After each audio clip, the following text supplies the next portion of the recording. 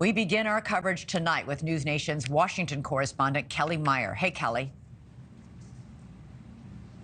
Hey, Elizabeth. Well, it's interesting. It's been exactly 1 week since the news broke of those leaked Pentagon documents. Now federal law enforcement officials have closed in on who they think shared this classified information.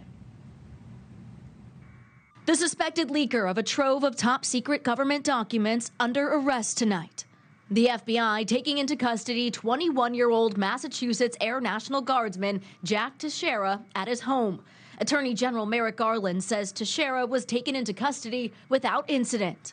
Today, the Justice Department arrested Jack Douglas Teixeira in connection with an investigation into alleged unauthorized removal, retention, and transmission of classified national defense information. Teixeira is enlisted in the 102nd Intelligence Wing of the Massachusetts Air National Guard. He was said to be the leader of the private online group Thug Shaker Central, where the documents were reportedly posted originally. Members say they called Teixeira the, quote, OG. Members of the group telling the Washington Post that he just meant to, quote, keep us in the loop by sharing the documents. One 17-year-old member of the group telling the New York Times, quote, this guy was a Christian, anti-war, just wanted to inform some of his friends about what's going on. But the leaks, officials say, were intentional. This was a deliberate criminal act, a violation of those guidelines.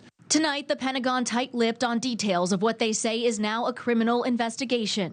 We pressed the Pentagon on why such a young airman had access to such highly classified intelligence. How did potentially a 21-year-old have a need to know? Again, we need to allow the investigation time to run its course. We have strict safeguards in place, and people are expected to abide by those.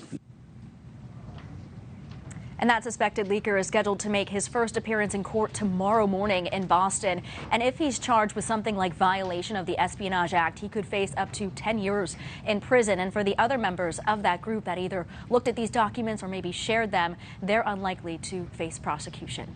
Elizabeth? Unlikely. All right, Kelly Meyer, thanks so much. Thank you for watching. Go to newsnationnow.com to find NewsNation on your television provider. And don't forget to click the red subscribe button below to get more of NewsNation's fact-driven, unbiased coverage.